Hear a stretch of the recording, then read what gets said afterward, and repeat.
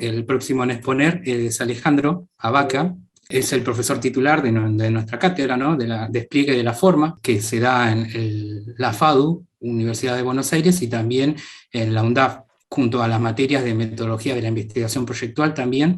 Es especialista en forma, es arquitecto egresado de la Universidad de Mar del Plata, investigador del Laboratorio de Morfología, el Centro de Estudios del Habitar Popular, y coordinador del área de Morfología y Comunicación de la UNDAF. Así que nuevamente una bienvenida al titular y Bueno, te gracias. damos la palabra. Gracias a vos, Ale. Bueno, no, muchísimas gracias. Voy a compartir ya directamente pantalla. La idea un poco de esta clase de hoy es empatizar con un trabajo de investigación que realicé hace unos 15 años, en el año 2006, 2004, 2006, que se llama Variaciones en el Habitar, y que, bueno, un trabajo que yo considero que en los últimos años ha revivido y ha logrado instalarse nuevamente entre la agenda de los problemas del habitar, no solo del urbano, sino del habitar en general, ¿no? O sea, creo que de alguna manera todas estas nuevas formas complejas que tiene el habitar son bastante contemporáneas, pero a la vez tienen como mucho campo para pensar, ¿no? Entonces ahora vamos a compartir este inicio de una película.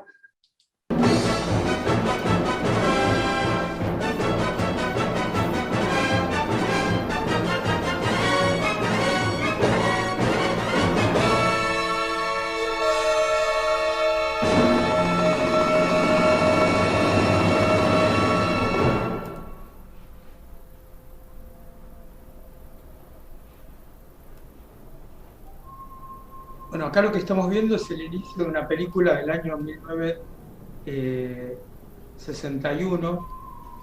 Es uno de los primeros musicales que se realizan en el cine como género, y el escenario de este musical es un conflicto que se desarrolla en un barrio de Nueva York. Acá vemos cómo, casi como de manera retrofuturística, pareciera como que esta escena atraviesa transversalmente a la ciudad de Nueva York, hasta llegar al barrio donde sucede este conflicto, que tiene que ver con un tema muy contemporáneo y que no ha parado de suceder a lo largo de la historia del hombre, que es la migración.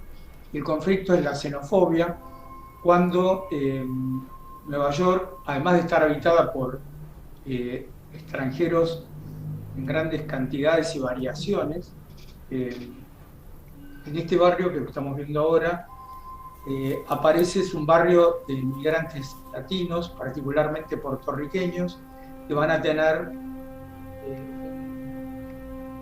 un conflicto con los habitantes que preexistían antes de que ellos llegaran. Básicamente el conflicto es racial y es un conflicto que tiene que ver con la xenofobia, ¿no? O sea, una gran imposibilidad de compatibilizar, y pensemos esto hace 80 años atrás, esta cuestión de poner en juego la cultura propia, poner en juego nuestras formas de habitar tradicionales, y Nueva York, que es como Buenos Aires, que es una ciudad americana, yo diría una ciudad latinoamericana también, porque tienen las mismas complejidades que nosotros, nada más que pareciera que la migración de ingleses o de ciertos países nórdicos le quitan la categoría latina, que pareciera como que degrada la cultura, pero Estados Unidos es ni más ni menos que un país latinoamericano. De hecho la mitad del país formaba parte de México, y por eso hay ciudades que llaman Las Vegas, Los Ángeles, San Francisco, Florida, Miami, Virginia. La mitad de las ciudades de Estados Unidos tienen nombres en castellano y fueron habitadas por mexicanos, y previo a que llegara toda la migración inglesa y de irlandeses, escoceses, alemanes y franceses, habitaban pueblos originarios, como los apaches, los sioux, que cuando yo era chico eran como los enemigos, digamos, de los blancos, en las series de televisión de los famosos cowboys, ¿no? Entonces, por lo tanto, me parece interesante poner en juego, digamos, sí es bueno establecer una dialéctica en complejidades urbanas entre Buenos Aires y Nueva York, pues son ciudades que están cimentadas con la misma problemática.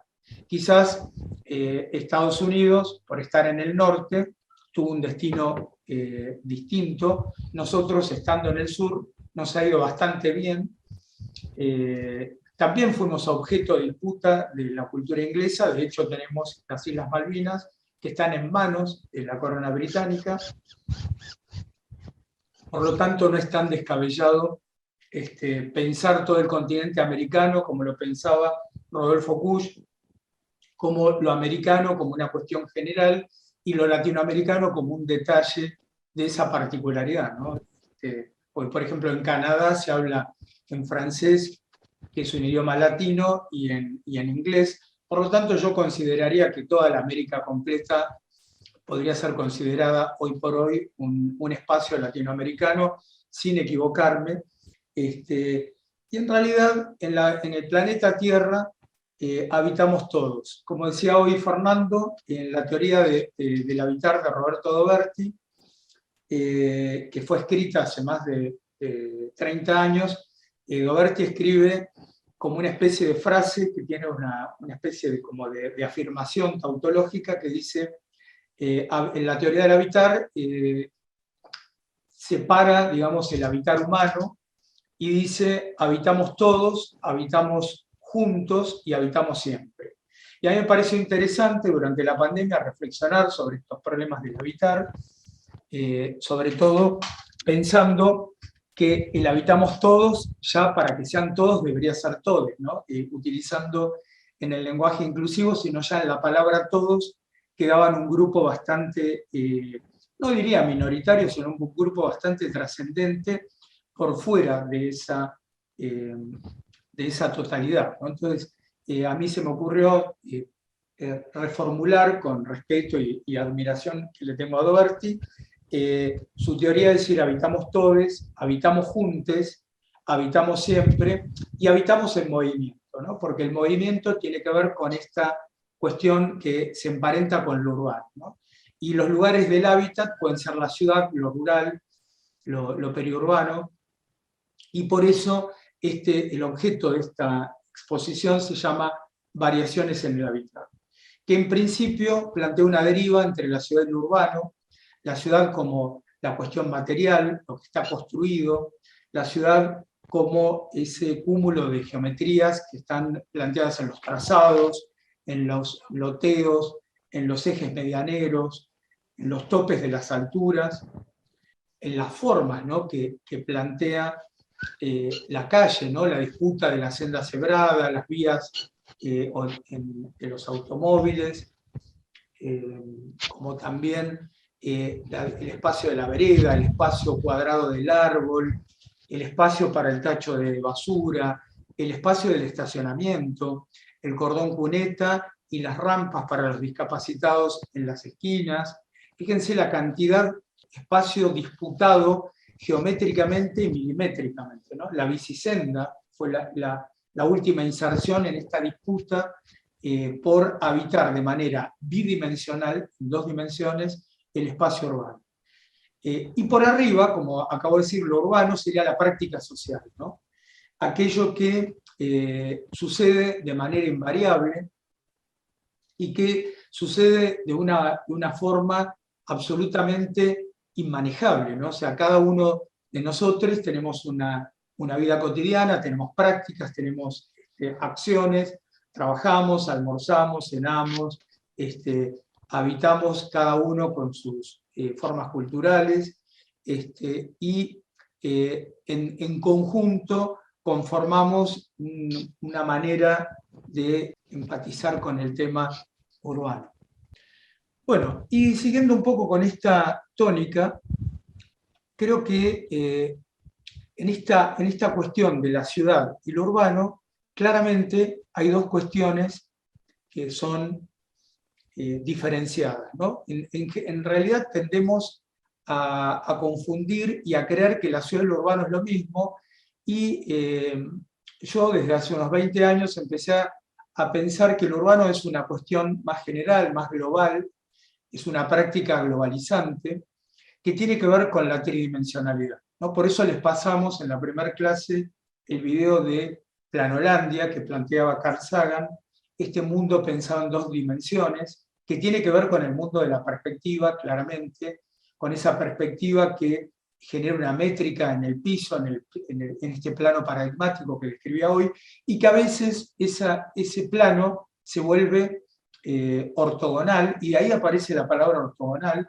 porque es el plano ortogonal al plano paradigmático del piso, que puede ser el punto de fuga en la línea de horizonte, puede ser la pantalla del cine, puede ser la pantalla del celular, pueden ser las infinitas posibilidades que tenemos de construir ventanas para poder pensar esta bidimensionalidad, no solo en el plano horizontal, sino también hacer un abatimiento a ese plano vertical, ¿no? Pero el desafío actual es pensar la ciudad y lo urbano como dos complejidades que se entrecruzan, que invariablemente una condiciona a la otra, y lo urbano se comporta de una manera, en términos de variaciones, que las vamos a ver ahora, con un sistema de velocidades, ¿no?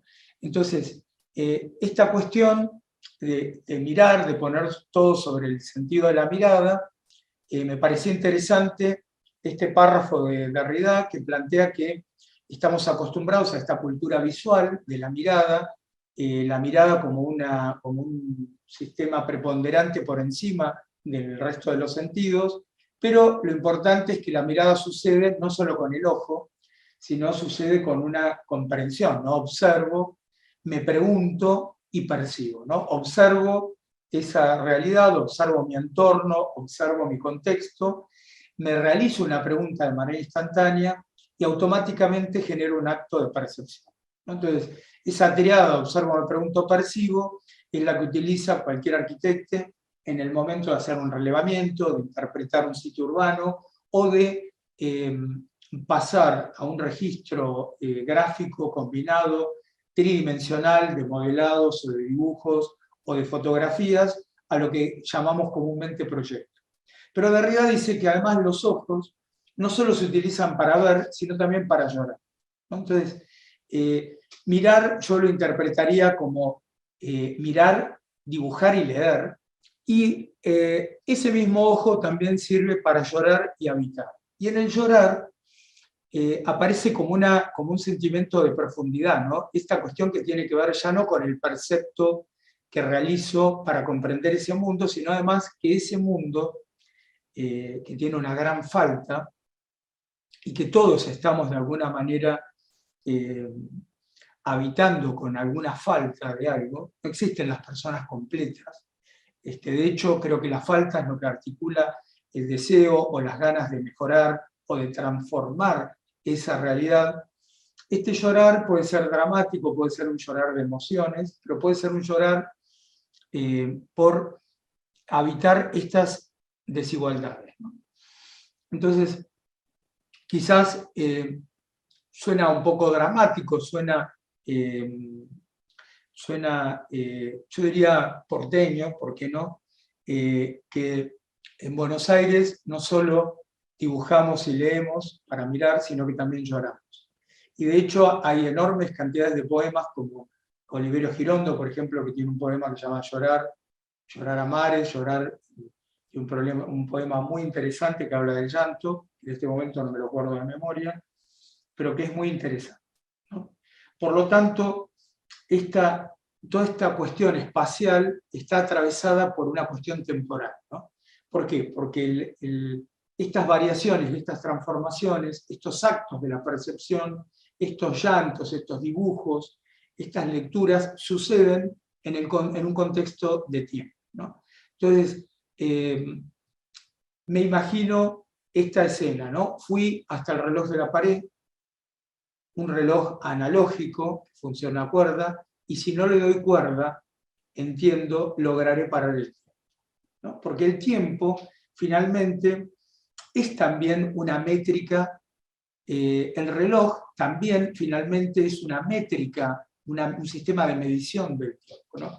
El segundo, el minuto, la hora, el día, el año, ¿no? Y esa métrica tiene que ver con, está vinculada con la espacialidad, ¿no? Con la Tierra que gira alrededor del Sol y que además gira de manera arbitraria, ¿no? O sea, pensemos que nadie conoce el Sol más que como una experiencia visible y que lo vemos a diario y que no entendemos muy bien. Pero hay una fuerza de gravedad también que nos mantiene quietos en la Tierra y que articula todo este escenario del habitar, del tiempo y del espacio, ¿no?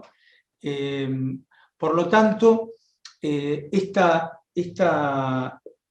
categorización que arranca, estas variaciones que arrancan hoy para lo urbano y para lo arquitectónico también, tienen que ver con comenzar a detener el tiempo en esto de que hay un presente infinito. Hoy Fernando hablaba mucho del movimiento y pensaba un poco en ese hombre vitruviano, ¿no? Que mostraba Fernando, que tiene dos posiciones, donde ahí hay dos secuencias, ¿no? Hay un tiempo donde puedo tener un segundo para pasar de una cuestión a la otra, ¿no? Ahí ya habría un desarrollo. Sin embargo, en este detener el reloj, pareciera como que habría un presente infinito en el momento que dejo de escuchar el tic-tac. Pero obviamente el tiempo seguirá transcurriendo de manera real, ¿no? Y por otro lado, hay un devenir de ese tiempo, ¿no? Que hay futuribles en una sucesión infinita. Por ejemplo, nosotros cumplimos años, que es una categorización científica, ¿no? O sea, cumplir años, podríamos cumplir minutos, o no podríamos cumplir nada, y podríamos cumplir, como las plantas, estaciones, ¿no? Entonces, por ejemplo, si la primavera es una forma del tiempo que aparece y dura supuestamente 3 meses, bueno, pero habría que ver en qué momento se desencadena la primavera en un lugar o en qué momento se desencadena el verano, ¿no? Entonces, esta cuestión climatológica también está insertada en esta geografía y en esta geometría y en estos sistemas de mediciones espaciotemporales. Entonces aparece este primer gráfico donde lo que vemos es, fíjense que hay una, yo lo que hice acá es como generar como una especie de vórtice, ¿no? Donde arranco en este punto pequeño, lo vamos a ver acá, que es el deterioro, ¿no? Que es una de las primeras erosiones que se producen a lo largo del tiempo, el deterioro de un objeto por su mero uso, ¿no? Aunque se use correctamente, un objeto finalmente se deteriora. Después viene una segunda instancia que es una metamorfosis, después viene una tercera que es irrupción, otra que tiene que ver con la densificación, una implosión, después aparece la precipitación, el spam y finalmente el colapso.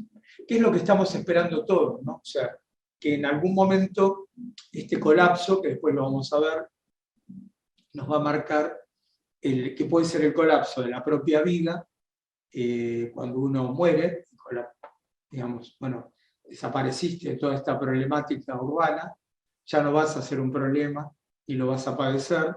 Fíjense que es algo notable, ¿no? Que no tiene demasiada explicación, no tiene coherencia, porque uno podría envejecer.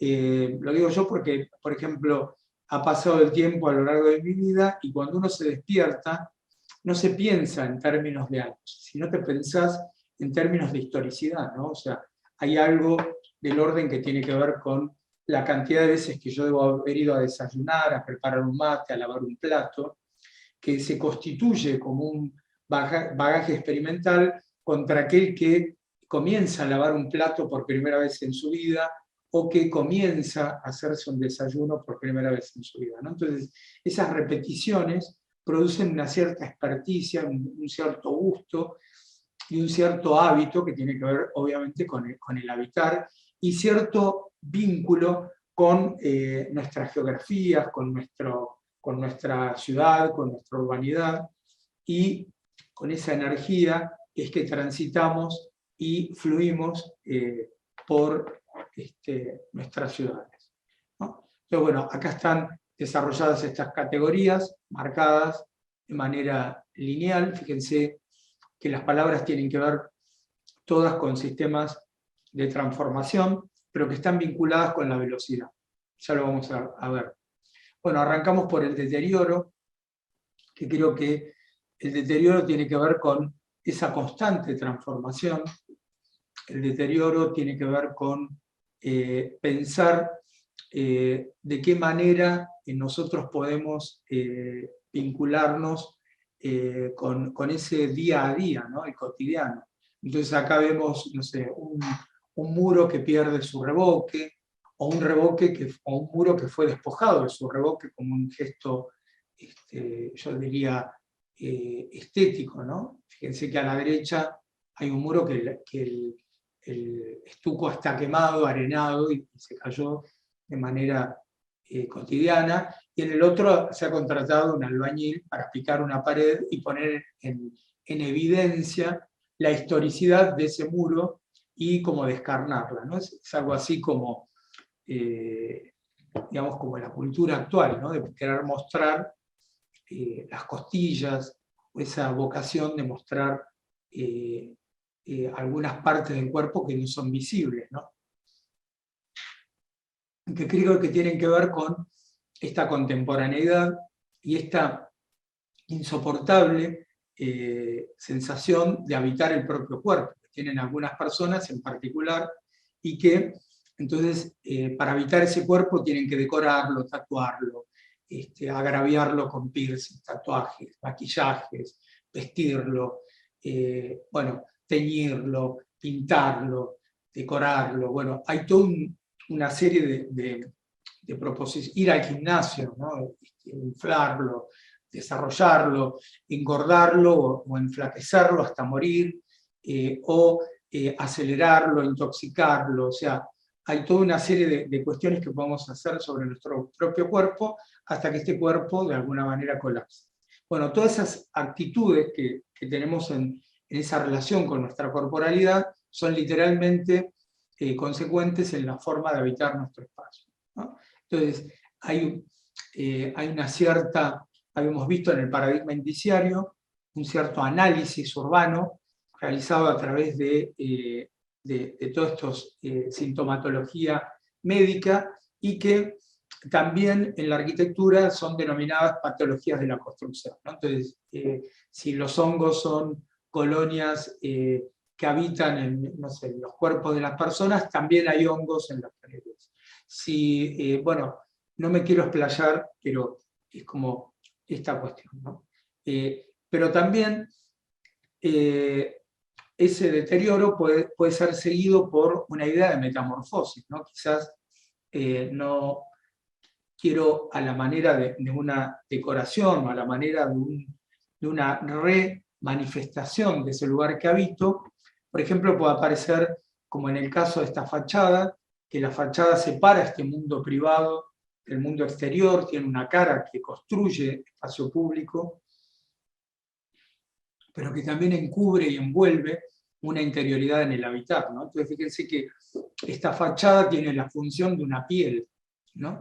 De un rostro, una facha, y ese rostro puede tener las cejas depiladas, las pestañas con rímel, puede tener los labios pintados, puede estar a cara lavada, puede estar, no sé, perfumado, puede estar rapado con barba, puede estar infinitas cuestiones, y acá vemos una fachada de una casa chorizo intervenida con mayólicas y tematizada a través de un río que tiene como dos riberas. Entonces vemos como una franja en el medio donde están los peces, y hacia arriba y hacia abajo hay un desarrollo de una planta. Y acá otra vez aparece esta representación del espacio urbano y natural, esta relación que hay entre el trazado y el territorio, pero exhibido en esto que se llama dos riberas, además, ¿no?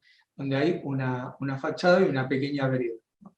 Y fíjense qué interesante como la vereda es angosta, pero tiene baldosas con vainillas, y sin embargo la puerta fue despojada de su historicidad y es una placa de vidrio, un blindex, ¿no? con una manija contemporánea, mientras que al lado tenemos una reja con un cierto ornamento que encubre una ventana que habla de otra temporalidad, de otro tiempo. Lo mismo sucede en este fachadismo donde el capitalismo, sobre todo en las áreas centrales, se apropia de estas fachadas y ya no solamente hay un contenido artístico, temático, o soy una casa, soy un gimnasio, soy un local comercial, sino que acá aparece un muro cartel, ¿no? Y este muro cartel claramente nos habla de una publicidad tan concreta como la Coca-Cola, pero que además toma dimensiones hiperbólicas, ¿no? De un tamaño gigante, para lo cual las empresas empiezan como a instalarse en el epicentro de las narrativas urbanas, ¿no? Entonces, fíjense que en la ciudad todos hablamos de los edificios, las casas, las torres, pero no hablamos de la publicidad. Sin embargo, en el mapeo de los tipos y entretipos aparece el tema de la publicidad, y a mí me parece relevante. Creo que hay un universo de fachadas que tienen que ver con los carteles, inclusive sobre autopistas, ¿no? Que a veces se ponen en un debate, ¿no? De que la gente está manejando a alta velocidad, no sé, en Lugones, y de repente tengo un gran cartel publicitario que me distrae, ¿no? de esa cuestión. Sin embargo, está muy mal hablar por el celular, y entonces, por ejemplo, no sé si vieron las propagandas el tránsito, que hay un tipo que va entonces hasta que contesta mensajes mientras va manejando en la nocturnidad, hasta que choca y muere, y entonces la publicidad dice: ¿entendiste el mensaje? Como diciendo, bueno, si respondes el mensaje de texto, obviamente colapsarás y terminarás muerto en la urbe, que es una de las formas. La urbe es un escenario de muertes cotidianas, en accidentes de tránsito, en violencia callejera, en robos, en tiroteos, y también ese escenario, digamos, forma parte de las preocupaciones actuales. No es como en la época del western. Cuando yo era chico, los vaqueros andaban todos armados con pistolas. Bueno, aparentemente la sociedad ha decidido otra vez encarnar estos episodios de violencia que no les veo mucho destino, ¿no? Más que alguna que otra desgracia, y ser famoso por un rato en algún noticiero. Pero por otro lado también hay calles. Buenos Aires tiene estas contrastes, ¿no? Tiene, por ejemplo, esto que está acá abajo, la calle Lanín, que también tiene que ver con un fachadismo interesante. Es un pasaje que está ubicado en el barrio de Barracas, una callecita que se convirtió en una obra de arte. Y nació bajo la mano del artista plástico Marino Santamaría, donde él comienza a pintar una fachada, y eso se va expandiendo a todos los vecinos del barrio, y todas estas casas chorizo empiezan a estar tematizadas por la paleta y las formas de estos murales, no sé si son lindos o no, pero que configuran, digamos, una narrativa visual que hace que esta calle sea característica, inclusive hasta sea visitada por algunos turistas que se sacan algunas fotos y logra ser llamativo, ¿no? Este tipo de calles también existen, por ejemplo, en Mar del Plata. Está la callecita Olazábal, que es la calle de Navidad, que para cuando vienen las fiestas, más o menos en el 8 de diciembre, todos los parques de las casas empiezan a decorarse con temas navideños. O la calle Jean Lloré, en el barrio del Abasto, que tiene algunas fachadas fileteadas. Ahora eso se está perdiendo de alguna manera. O la famosa calle Caminito, en el barrio de La Boca, donde aparece el tema del color puesto a la manera del color portuario que utilizaba Quinquela Martín, que era otro pintor del puerto muy relevante y famoso, ¿no? Entonces fíjense cómo esas calles tematizadas pueden estar tematizadas por esas obras de arte, también pueden estar tematizadas por cuestiones de tipo de práctica social, ¿no? En la calle Belgrano, a la altura de Entre Ríos, está lleno de locales que venden mobiliarios, ¿no? Camas, escritorios, bibliotecas, pero la avenida Santa Fe históricamente fue una calle donde se vendía indumentaria, ropa, moda, zapatos, y también había galerías,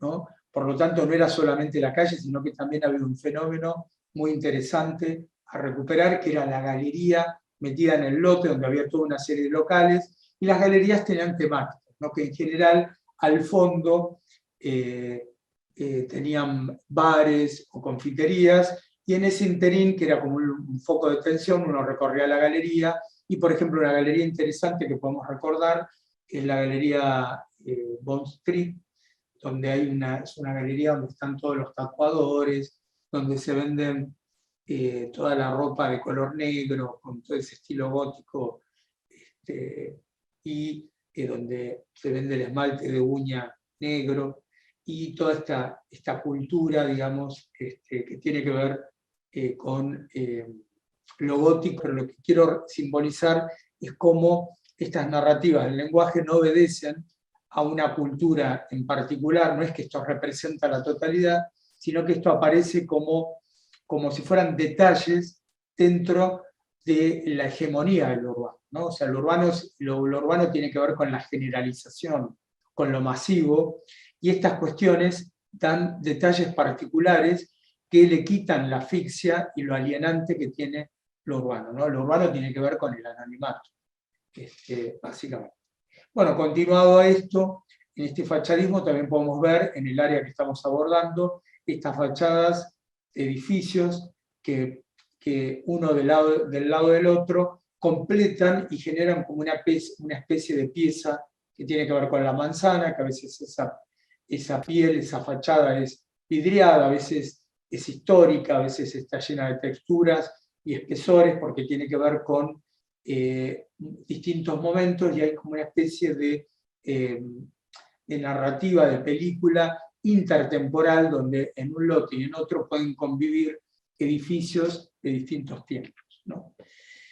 Bueno, si seguimos en esta cuestión del tiempo y las variaciones en el hábitat urbano, aparece una variación que yo denomino irrupción, que tiene que ver con los nuevos hitos del urbano, y esta cuestión que tiene que ver con hitos que trascienden, digamos, la forma del hito en sí mismo, como el obelisco, que irrumpe sobre el trazado, o la floral y genérica, que es una flor que esconde, una flor regalada por Catalano, que es el autor del edificio de Ciudad Universitaria, una flor que en un principio se abrían y se cerraban sus pétalos, y que era una flor que se instalaba en una Buenos Aires que recuperaba su dimensión femenina, llamada la Reina del Plata, una ciudad que tenía como insignia ya no el fálico obelisco, sino esta flor como un capullo de pétalos que se abría y se cerraba, metálicos, que eran iridiscentes. Bueno, finalmente creo que el movimiento se rompió y no pudo ser reparado, mientras que el movimiento pasó a ser algo fijo, como eternizada la floral genérica, pero ha sido iluminada con LED de colores y irrumpe en esta gran plaza que está entre la Facultad de Derecho y el edificio de ATC, actualmente el edificio de la televisión pública, que fue un edificio originado en la dictadura y que representan como tres momentos distintos, ¿no? Por un lado está la Facultad de Derecho, que debe tener 100 y pico de años, en el otro lado, en la década del 70, un edificio que representa la televisión en color, porque se llamaba ATC, Argentina Televisora Color, que fue la aparición de la televisión color en la Argentina. Antes se veía televisión en blanco y negro, y fue un hecho memorable en ese momento, pues fue un hecho urbano, ¿no? Claramente fue un hecho urbano, y esa famosa escena de la conductora Pinky, que se la veía en blanco y negro, y dijo bienvenidos a la televisión color, y todos empezamos a ver a Pinky en colores. Yo era muy pequeño. Fue emocionante. Y con eso se vieron los partidos, algunos partidos de fútbol, en el Mundial 78, en plena dictadura militar, se vieron en colores. Pero como eso no era masivo, la gente iba al cine a ver en colores los partidos de fútbol. O se transmitían en pantallas gigantes en algunas esquinas, o en algunos bares que tenían televisión color, o algunas familias tenían televisión color. Pero no era algo totalmente masivo, ¿no? Como es ahora Internet o el WhatsApp.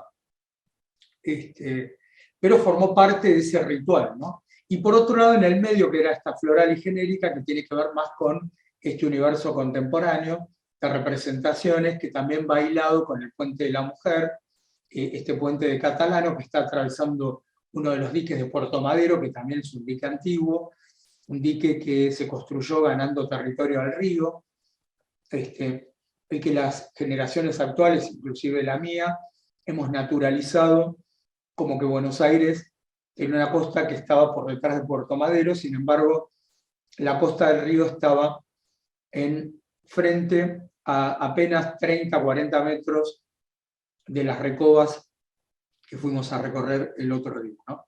Y sin embargo, bueno, apareció toda esta cantidad, fíjense toda la cantidad de edificios construidos de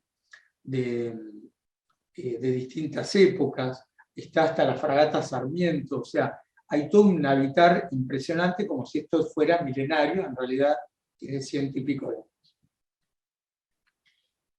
Lo mismo sucede en esta supercategorización. Aumentando las velocidades aparece lo que yo denomino implosión, y el sistema de las demoliciones, ¿no? Este sistema contemporáneo, moderno, donde pensamos que demoliendo un edificio viene una promesa de una utopía que va a resolver los problemas de la urbanidad, que finalmente no resuelven nada, porque las lógicas de la demolición están más atadas a otros intereses, a veces están atadas a intereses inmobiliarios, y entonces vemos, Buenos Aires es muy típico ver demoler mucho patrimonio arquitectónico, donde no solo se demuele el edificio, sino que se demuele la memoria, se demuele trayectos de vida que sucedieron en algún momento, para que venga un colega nuestro y ensaye alguna porquería tridimensional, densificada, que ya las vamos a ver más adelante, justificando a través del progreso y de la modernidad que, bueno, no, cada vez somos más. Y bueno, un poco creo que el planeta en general ha padecido esta densificación en las ciudades. No es un problema solamente porteño de Buenos Aires, sino también esto sucede en Neuquén, sucede en Ushuaia, sucede en Río de Janeiro, sucede en todas las ciudades relevantes de América Latina como del mundo, ¿no? O sea, no es un problema que nos incumbe solamente a nosotros. Pero acá, fíjense que las demoliciones, la 9 de julio, que uno cree que toda la vida fue así, no. Acá estaba el obelisco, que por eso mostré el obelisco, porque el obelisco irrumpe en un escenario sin avenida, ¿no? Y el obelisco ha sido testigo de montones de transformaciones, por ejemplo, la 9 de julio sin Metrobús, y ahora la 9 de julio con Metrobús. Pensemos que para el centenario, los festejos del bicentenario de la independencia argentina, cuando la Argentina en el año 2010 cumple 200 años como país independiente, hubo toda una serie de festejos sobre la avenida 9 de julio y no había Metrobús. El Metrobús fue justamente construido sobre la 9 de julio para tapar todos esos festejos, y en un momento donde el pueblo estaba como muy feliz, éramos millones de personas escuchando recitales, se vieron desfiles, participaron todas las personas de todas las clases sociales. Fue realmente, creo, uno de los últimos actos que vi masivos de civilidad, de convivencia, de afecto y de identidad maravillosas, arruinados por una pasarela un poco berreta, diría yo, con la justificación esto de que, bueno, de que la ciudad merece rapidez. Finalmente la rapidez nunca sucede en el Metrobús, no le encuentro el justificativo. Se podría haber sido un poco más creativo, ¿no? Al momento de pensar un Metrobús en una avenida que ha sufrido, que ya tiene un trayecto, fíjense, de demoliciones, ¿no? Por ejemplo, acá está el edificio del Ministerio de Desarrollo Social, que a la derecha vemos un solo edificio. Bueno, en el proyecto original, cuando armaron la avenida 9 de Julio, iba a haber 2 edificios. Bueno, solicito, si alguien me escucha, no sé si el Gobierno Nacional o Rodrigo Larreta, no sé, que construyan la otra parte que falta, porque la verdad que por 4 autos que pasan, no, y creo que esto es mucho más interesante como una imagen potente dentro de esta Buenos Aires herida, esta ciudad también llamada por el rock nacional la ciudad de la furia, o por todas las nominalidades, o la Reina del Plata. Creo que Buenos Aires merece que se complete este edificio, ¿no? Porque le daría, aunque son simétricos, creo que es un síntoma de interesante. Bueno, estas demoliciones también han sucedido en distintos lugares, y también aparece posterior a la demolición la densificación. ¿Y por qué? Porque la demolición aparece, justamente se demuele para que aparezcan autopistas, grandes sistemas de velocidad, avenidas o torres, ¿no? Se demuele para construir torres, como es el caso de esta Torre Le Parc. Fíjense lo denso que es el zócalo urbano que está por debajo de la Torre Le Parc. Esta foto es antigua porque ya piensen que el muelle del pescadero, que está ahí por Aeroparque, ya prácticamente han rellenado también el río, y ya no hay un muelle para llegar, sino que llegás directamente desde la vereda, entras al edificio. Por lo tanto, muestro esto porque habla de las transformaciones constantes, ¿no? Y en qué velocidad suceden sin parar, ¿no? Bueno, estas torres empezaron a crecer por distintos lugares. Pueden ser las torres que están en Catalinas, como vimos el otro día cuando recorrimos, las torres de Puerto Madero, las torres de Avenida Libertador, las torres sobre la Avenida Juan B. Justo. Fíjense la falta, por ejemplo, estaban mirando acá esto donde está el semáforo, estas son las torres Mirabilia, la precariedad del diseño arquitectónico, ¿no? La precariedad absoluta, ¿no? Es casi, podríamos decir, que esas torres podrían medir 4 pisos, 8, 14, 20, 40, como tienen, o 80, y da lo mismo, porque no tienen ningún tipo de complejidad resuelta, más allá de la estructura de hormigón armado, que debe haber sido un trabajo interesante de cálculo, pero después, desde el punto de vista de la espacialidad y desde la propuesta espacial arquitectónica o de la poética arquitectónica, dejan bastante que desear. Bueno, lo mismo en este sistema de saturación o de densificación, aparecen estos famosos grandes mercados, por ejemplo, el mercado del Abasto, las galerías Pacífico, que también estaban hechas sobre otro mercado antiguo, como que cobraron vida y se resignificaron, porque en un principio el mercado del Abasto era un mercado de frutas y verduras, para convertirse en un mercado de zapatillas, jeans y remeras, y algún que otro local de comida chatarra, tipo McDonald's o tipo Mostaza, con la hamburguesa más grande, o todas cuestiones que no aportan nada a la cultura en general, sino también que forman parte de esta lógica de colapsar la salud humana, y de instalar lo más triste de esto es que todos nosotros creemos que eso es comida, por ejemplo. Pero esto continúa, porque también apareció ahora el mercado de los carruajes, como lo vimos ahí a una cuadra de la avenida Córdoba, en un edificio antiguo que hicieron un patio de comidas, y era otro proyecto de marketing, no era un mercado donde supuestamente iba a haber ventas de frutas, verduras. Entonces, bueno, de alguna manera esos lugares tienen mucho éxito porque la gente, el sujeto urbano, urbanizado, disfruta y se siente halagado de participar de ese tipo de vida urbana, ¿no? Se siente tan halagado como, por ejemplo, acá puse este arbolito de Navidad. Yo no veo que las iglesias estén abarrotadas de fieles, sin embargo nadie se priva de celebrar la Navidad como si fueran el Papa Francisco o Sor Teresa de Calcuta, pero bueno, pero aparentemente la urbanidad requiere de estos rituales y podríamos nosotros, desde los talleres de morfología, generar nuevos rituales que sean más auténticos o que empaticen con otras prácticas sociales que puedan representar o que puedan encarnar algunas acciones un poco más propositivas, yo diría inclusive más poéticas, más revolucionarias, que no tienen que ver tampoco ni con el folclore, ni con las formas actuales, digamos, de la música, sino que creo que tiene que ver con poner un juicio crítico y la creatividad proponiendo algunas alternativas que puedan connotar y cargar a estos espacios, dotarlos de,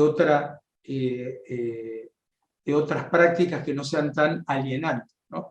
Y que nos permitan, en este devenir del tiempo, pensar en un futuro, ¿no? En un futuro real.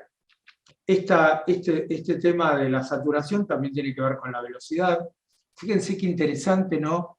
Estos sistemas de velocidad que nosotros los creemos contemporáneos existen, por ejemplo, el subterráneo, desde hace más de 120 años en Buenos Aires. Y la mayoría de la red de subterráneos se construyó entera bajo las calles de Buenos Aires con una tecnología de hace 120 años atrás y era prácticamente igual, que había 5 líneas de subterráneo y que, no digo todo tiempo pasado fue mejor, sino los que pensaron en el subte, qué creatividad, ¿no? Qué impresionante ese sentido de pensar las vías de un ferrocarril por debajo del territorio y tridimensionalizar la ciudad.